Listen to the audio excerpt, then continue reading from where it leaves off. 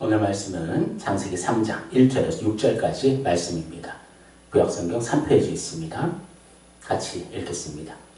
그런데 뱀은 여호와 하나님이 지으신 들짐승 중에 가장 간교하니라. 뱀이 여자에게 물어 이르되 하나님이 참으로 너희에게 동산 모든 나무의 열매를 먹지 말라 하시더냐.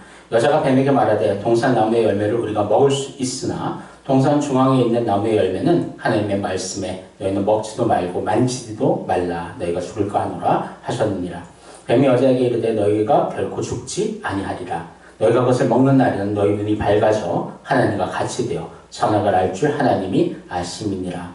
여자가 그 나무를 본즉 먹음직도 하고 보암직도 하고 지혜롭게 할 만큼 탐스럽기도 한 나무인지라. 여자가 그 열매를 따먹고 자기와 함께 있는 남편에게도 주매 그도 먹은지라. 아멘. 주일 예배에 나오신 여러분들 진심으로 환영하며 주님의 이름으로 축복합니다. 서로 인사하기를 원합니다. 사탄의 유혹을 이깁시다. 혹시 여러분 이런 생각 해보신 적 있습니까? 아담과 하와가 선악과를 따먹는 그날 내가 하와였다면, 징그럽고 무서운 뱀이 나타나서 나에게 말을 걸었다면 바로 도망갔을 텐데 나라면. 혹시 그런 생각 해보셨나요? 사탄이 유혹하는 것을 알 수 있었을 텐데 왜 하와는 그렇게 사탄에게 쉽게 넘어갔을까 생각해 본 적이 있을 것입니다. 그래, 아담과 하와는 첫사람들이니까 지금처럼 지혜와 지식이 없었을 거야 생각할 수도 있습니다. 하지만 아담과 하와는 지금 우리가 비교될 수 없는 지혜가 있는 자들이었습니다. 예를 들면 하나님께서 아담에게 최초로 주신 사명, 이름 짓기, 그래서 모든 생물과 그런 살아있는 것들이 이름을 짓게 하시는데 한두 마리가 아니고 수천, 수만, 수십만의 생물들, 그 이름들을 지어야 되는 것입니다. 우리 같았으면 한 20, 30개 이렇게 지었다가도 헷갈려지고 내가 뭐라고 지금 이름 지었더라? 그렇게 생각할 수 있겠죠. 하지만 하나님께서 지혜를 주셨기 때문에 아담과 하와는 그 모든 것들을 감당할 수가 있었습니다. 그리고 또 동물들과 관계도 지금과 다릅니다. 지금 우리가 뱀을 생각하면 좀 징그럽다. 그렇게 간혹 애완용 뱀을 키우는 사람들이 있지만 어쨌든 우리의 인식은 이제 징그럽다라는 인식이지만 그 당시에 이제 뱀이라는 동물은 이제 특별히 또 팔다리가 있었고 다리가 있었고 그리고 지혜로운 동물이었다. 그래서 인간과 친화적이고 가장 가깝고 그렇게 지혜가 있는 그런 동물, 그 동물 안에 사탄이 들어간 것이죠. 그래서 사탄은 영적 존재로서 인간의 연약함을 누구보다 잘 알고 있습니다. 그래서 결국에는 아담과 하와, 처음 접근은 이제 하와에게 접근을 했죠. 그래서 결국에는 이 아담과 하와의 결론을 우리가 알고 있습니다. 선악과를 따먹음으로 알미암아 이제 인간에게 사망이 찾아왔고, 그래서 그 사망은 하나님과의 단절, 그리고 인간의 육신의 죽음, 그리고 영원한 지옥의 심판이 놓여지게 된 것이지요. 그러면 아담과 하와 어떻게 넘어가게 됐을까? 그래서 우리 가정과 좀 밑에서 좀 생각해보면 좋겠습니다. 아담과 하와는 계속해서 아담과 하와 때의 그 작전을 지금 우리 가정에게도 펼치고 있다는 거죠. 아담과 하와가 유혹에 넘어가는 과정을 보면서 사탄 유혹을 이길 수 있는 방법을 찾아보기를 원합니다. 뱀은 하와를 선택했습니다. 왜 아담이 아니고 하와였을까? 우리가 추측해 볼 수 있죠.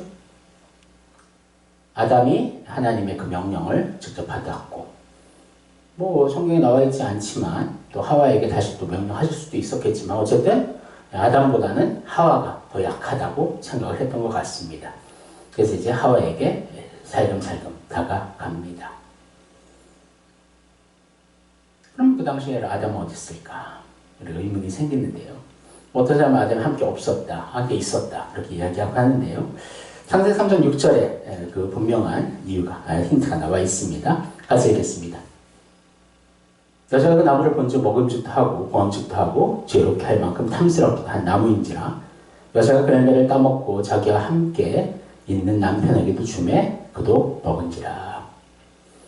하와가 열매를 따먹었을 그 순간에는 모르겠지만 그 근처에 있었다는 거죠. 그래서 열매를 먹고 남편에게도 주매 그도 먹었다 이야기하고 있습니다. 좀 아쉬운 것은 아담이 정확하게 하는 말씀을 중요하게 생각하고 있었다면 하와가 이렇게 딱 먹고 건넸을 때 아니 뭐 먹지도 않고 처음부터 같이 있었으면 좋았을 텐데요. 건넸을 때도 태도가 너무나 좀 이해가 안 돼요. 그냥 바로 그도 먹은지라. 뭔가 분명히 거절하고 이거 하나님 명령이야 먹지 말라고 그랬어. 그런 한마디도 없이 그 선악과를 함께 먹고 있는 그들의 모습을 보게 되는 것입니다.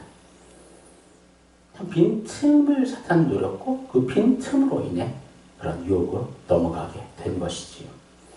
그러면 그 빈틈들이 무엇이었을까? 사탄의 3단계 전략을 우리가 살펴보기를 원합니다. 첫 번째, 부정과 의심. 창세기 3장 1절 말씀 같이 읽겠습니다.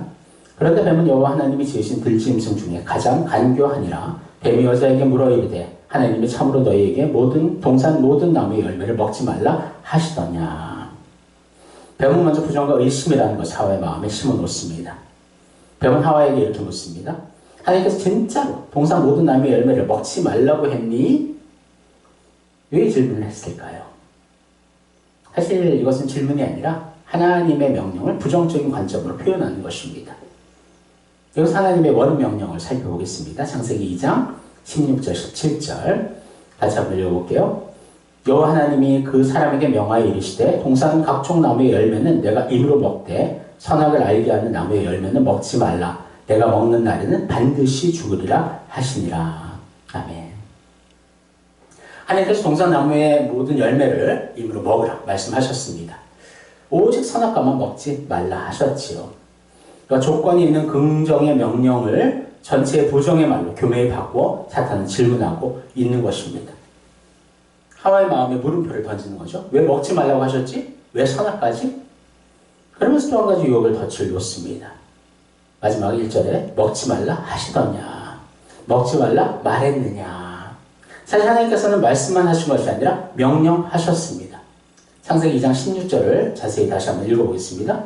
여호와 하나님이 그 사람에게 명하여 이르시되 동산 각종 나무의 열매는 내가 입으로 먹되. 하나님 그 사람에게 명하였다. 그러니까 강조하였고 당부하였다라고 이야기하는 것입니다. 하지만 사탄은 그 명령을 그냥 말하는 것으로 하나님의 명령의 권위를 한 단계 떨어뜨리고 있음을 보게 됩니다. 그냥 이게 권유 정도 한 것으로 생각하게 하는 것이죠. 하와는 그 질문에 반응합니다. 창세기 2장 3장 2절 3절 같이 읽겠습니다. 여자가 뱀에게 말하되 동산 나무의 열매를 우리가 먹을 수 있으나 동산 중앙에 있는 나무의 열매는 하나님의 말씀을 너희는 먹지도 말고 만지도 말라. 너희가 죽을까 하노라 하셨느니라. 하와는 이렇게 얘기합니다. 동산 나무의 실과를 우리가 먹을 수 있으나 동산 중앙에 있는 나무의 실과는 하나님의 말씀을 너희는 먹지도 말고 만지도 말라. 너희가 죽을까 하노라. 이 대답에서 이상한 점 두 개가 있습니다. 첫 번째, 만지도 말라. 이 말은 하와가 덧붙인 말입니다. 하나님께서 만지지 말라고 하시진 않으셨습니다. 하나님께서 강조하신 것은 먹으면 정령 죽는다라는 것이었죠. 만지도 말라의 표현에는 뭔가 하와의 호기심과 또 불평과 그런 부정적인 마음들이 참 심어져 있음을 보게 되는 것이지요. 두 번째, 죽을까 하노라. 이 말은 정말 죽을까? 의문에 담긴 말은 아닙니다. 죽는다라는 것을 하와도 알고 있었어요. 하지만 하나님의 원 명령에서는 정령, 영어로 surely, 확실하게 분명이라는 단어가 있는데 그것을 빠뜨립니다. 하나님이 강조한 내용을 평범한 내용으로 바꾸고 있다는 것이지요. 반드시라는 말이 빠진 것은 하와가 죽는다는 것에 대한 하나님의 강조를 무시하고 별로 중요하게 여기지 않았음을 볼 수 있는 부분입니다. 부정과 의심은 지금도 우리를 유혹하는 사탄의 무기입니다. 지금도 사탄은 우리가 하나님의 말씀을 의심하게 하고 이 진짜일까? 하나님 응답하실까? 그런 물음표를 계속 우리 안에 심어주는 것이지요. 그리고 부정적인 마음들을 계속해서 우리 안에 이야기하고 있습니다. 하나님께서 왜 하지 말라고 하면 왜 이렇게 많지? 그런 불평들을 사탄은 우리에게 계속 심어주려 하고 있는 것이지요. 거기에 우리가 넘어가게 되면요, 하나님의 말씀을 다르게 이제 해석하는 모습들을 보게 됩니다. 십계명을 예를 들어봅시다. 거짓말 하지 말라 하는 명령이잖아요. 근데 남에게 피해만 안 주면 되지. 뭐 농담이나 다른 뭐 거짓말 같으면 괜찮겠지 판단하고 말하는 거. 그것도 하나님의 말씀을 가감하는 것이지요. 그러니까 하나님의 말씀을 그대로 하나님의 말씀으로 받아들여야 되는데 그것을 나의 부정적인 시각들, 의심의 마음을 가지고 그 말씀을 잘못 해석해 버린다는 것입니다. 내 중심으로 판단하면 이런 모습이 생깁니다. 의심과 부정의 칼날로 하나님의 말씀을 마음대로 재단하고 있다는 것이죠. 우리는 하나님 말씀 앞에 믿음으로 겸손히 엎드리기를 원합니다. 그리고 말씀에 그대로 순종하기를 원합니다.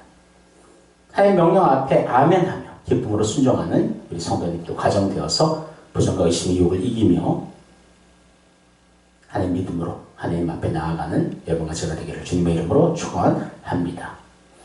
뱀은 이제 하와의 약점을 확실히 찾았습니다. 이제 부정과 의심의 씨앗이 완벽하게 뿌려졌고요. 이제 두 번째 단계 한번 같이 읽어볼게요. 거짓과 교만. 뱀이 여자에게 이르되 너희가 결코 죽지 아니하리라. 사탄은 다음 단계로 넘어갑니다. 거짓과 교만이라는 이제 술수를 사용하는데요. 하나님께서 먹는 날에 반드시 죽으리라 말씀하셨죠? 하지만 사탄은 너희가 결코 죽지 아니하리라 반대로 말하고 있습니다.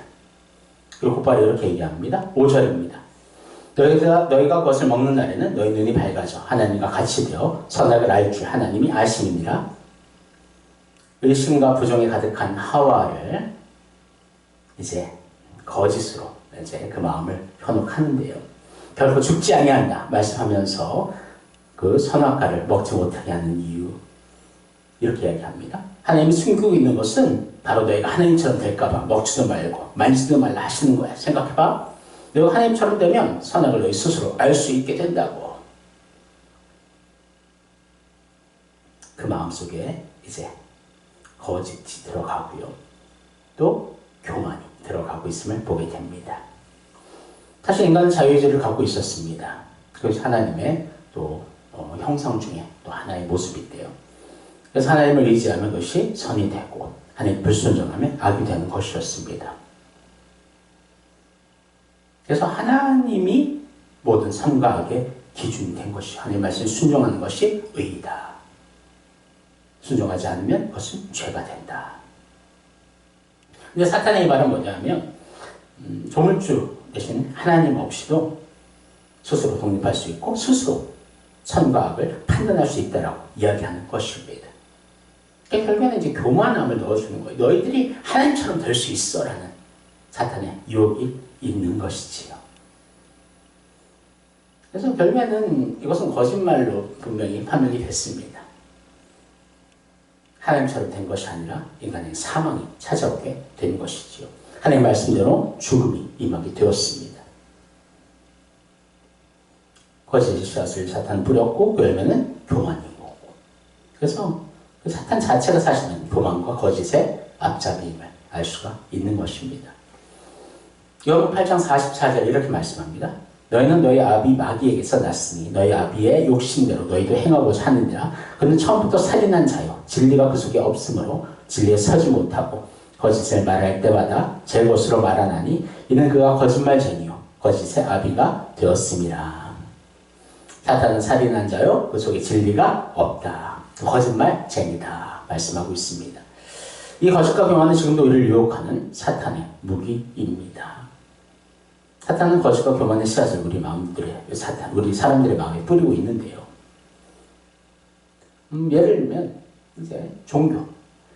사실 우리 기독교 외에 다른 종교들은요, 하나님께로 나아가고 그래서 내가 신처럼 될 수 있다, 완전해질 수 있다 그런 이제 사상이 담겨 있습니다. 그래서 그 종교들을 이제 수도 종교, 자기 노력해서 하나님의 자리에 올라간다.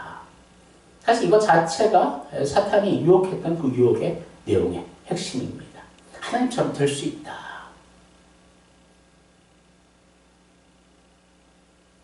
사실 뭐 인도의 이제 뉴에이지 사상들 이제 과거에 많이 언급이 됐었는데요. 이 사상들이 이제 뭐 요가나 그런 일상으로 이제 들어오고 있습니다.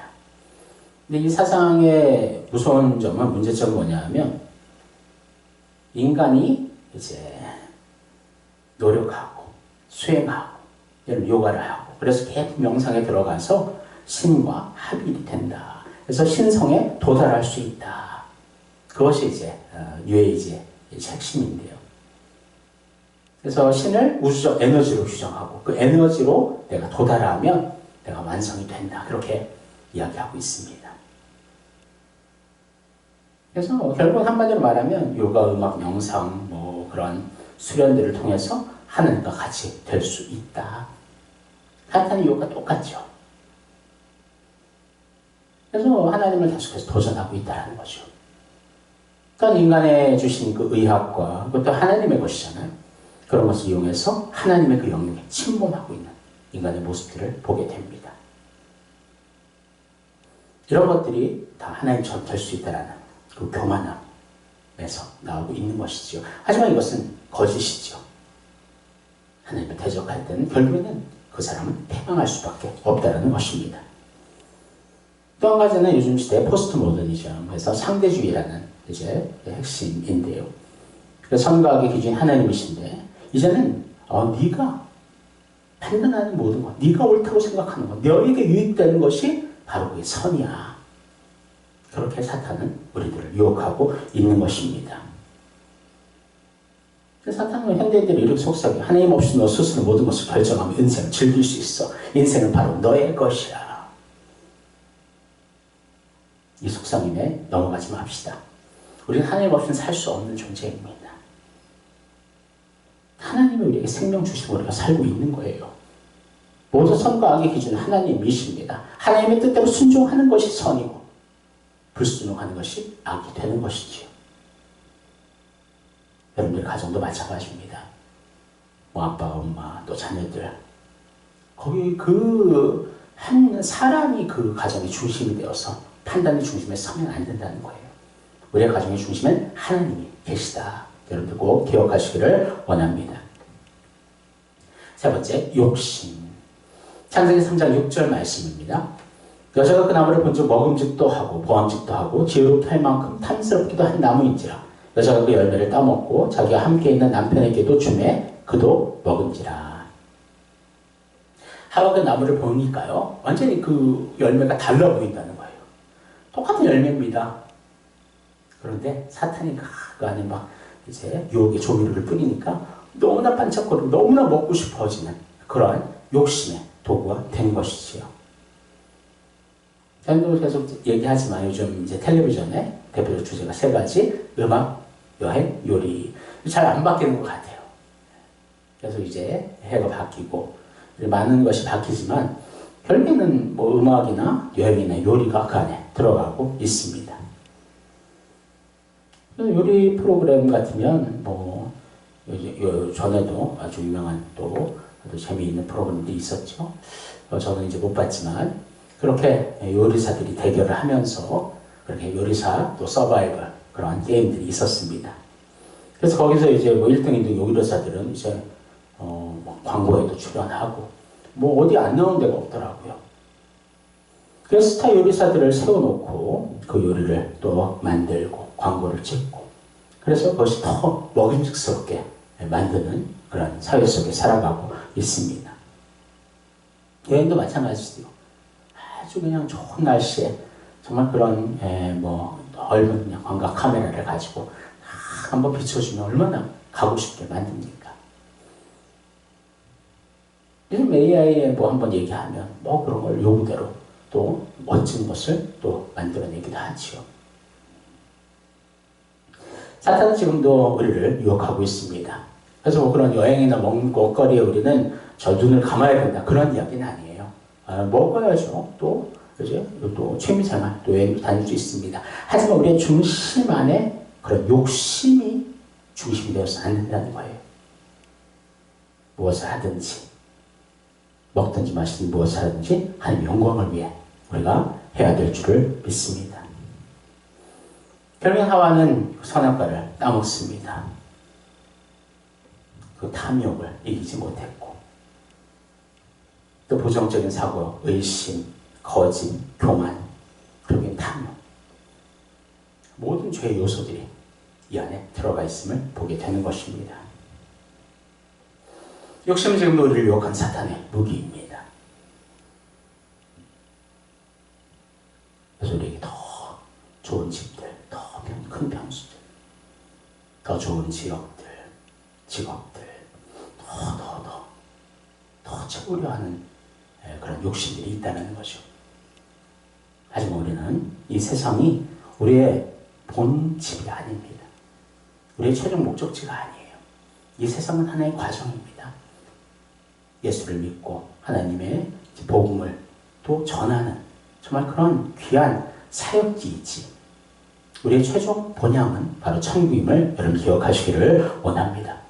항상 제가 얘기하잖아요. 욕심 부릴 때는 이 세상의 욕심은 부려서는 안 된다. 하지만 하나님 주실 천국의 상급에 대한 욕심은 가져라. 말씀 맺겠습니다.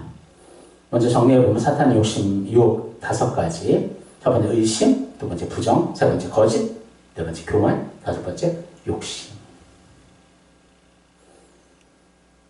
성경이 이렇게 말씀합니다. 베드로전서 5장 8절, 근신하라 깨어라 너희 대적 마귀가 우는 사자같이 두루다니며 삼킬 자를 찾나니. 지금도 사탄은 똑같이 우리를 유혹하고 있습니다. 우리의 가정을 유혹하고 있습니다. 여러분은 어떻게 그 유혹들을 이기겠습니까? 결국에는 그 유혹을 이기는 가장 중요한 것은 믿음으로 하나님의 말씀을 붙드는 것입니다. 예수 그리스도의 보혈의 능력만 믿는 것입니다. 하나님의 말씀을 있는 그대로 믿고 순종하고, 그래서 의심하지 않고, 하나님의 말씀에 우리가 이미 승리하였다. 사탄의 왕국은 깨어졌고 파괴되었다. 이미 이 승리의 결과를 가지고 살아가고 있음을 생각하면서 이 세상 바라보면서 어떤 부정적인 사고를 갖지 않기를 소원합니다. 그리고 항상 하나님의 진리를 온전히 붙들고, 그래서 무엇이 하나님 기뻐하시는 것일까? 무엇이 진리되는 기준이 말씀이 될까? 항상 그 기준을 가지고 말씀을 붙들며 살아가는 우리 되기를 소원합니다. 그리고 교만함을 버리고 우리는 피조물이고 하나님은 조물주이십니다. 오직 하나님만이 창조주이셔요. 하나님 앞에 순종하고 하나님 말씀을 따르고 하나님을 경배하는 것이 우리가 창조된 이유입니다. 그러면서 욕심 버리기를 원합니다. 사랑하는 성도 여러분, 사탄이 이렇게 우는 사자처럼 우리를 공격하지만 두려워할 필요 없어요. 우리에겐 예수 그리스도가 있고, 예수를 믿은 우리들은 이미 사탄의 머리를 함께 깨뜨렸고, 이미 시작된 하나님의 나라, 그 나라를 이미 소유한 자들이 여러분과 저임을 여러분 기억하시기를 원합니다. 이제 여름철이 다가오는데 많은 유혹들이 생깁니다. 더위, 또 휴가, 그래서 예배를 방해하고 믿음 생활을 해이하게 만든 여러 요소들이 있습니다. 하지만 이런 사탄의 유혹들로 신앙생활이 멈춰지거나 약해지지 말기를 원합니다. 오히려 이렇게 유혹이 많을 이때 하나님 말씀을 의지하고 하나님을 진정으로 선택함으로 말미암아 하나님 놀라운 축복과 하나님 주시는 정말 그 복을, 그 사랑을, 그 은혜를 풍성하게 누리는 여러분과 제가 되기를 주님의 이름으로 축원합니다. 기도하겠습니다. 사랑하는 감사합니다. 예수님께서 십자가에 죽으시고 부활하심으로 이미 사탄의 왕국은 깨어졌고 사라졌고, 주님께서는 이미 죄와 사망의 권세를 이기시고 승리하셨습니다. 예수를 믿는 우리들 또한 승리한 사람들입니다. 지금도 아무리 사탄의 유혹이 거세고 이 세상을 통해 우리를 유혹하고 넘어뜨리려 하지만 우리는 넘어지지 않습니다. 우리 하나님 말씀이 있고 성령님의 역사하심이 있고 하나님의 보호하심이 있음을 이 시간 고백합니다. 예수님께서 저 천국에서 우리를 지금 변호하고 계시고 우리의 천국의 길을 예비하고 계심을 감사를 드립니다. 하나님 말씀을 온전히 믿고 믿음으로 하나님 앞에 순종함으로 사탄의 유혹들을 언제나 이길 수 있는 우리들 되게 하여 주옵소서. 그런 우리 가정 되게 하여 주옵소서. 감사하며 예수님의 이름으로 기도합니다. 아멘.